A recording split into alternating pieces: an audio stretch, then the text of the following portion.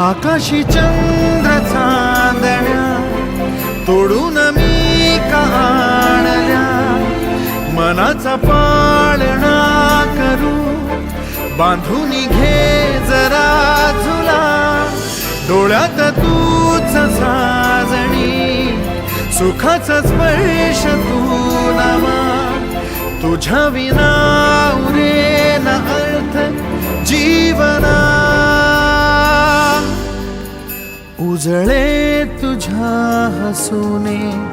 कणकण, अन चंद्र हे हातीचे काकण.